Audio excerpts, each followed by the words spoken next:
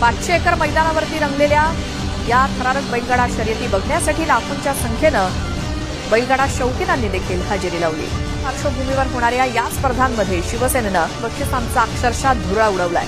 Double Maharashtra Kesari Chandrahar Patil यांच्याकडनं देशातल्या सगळ्यात मोठ्या बैलगाडी शर्यतीचं आयोजन करण्यात आलंय।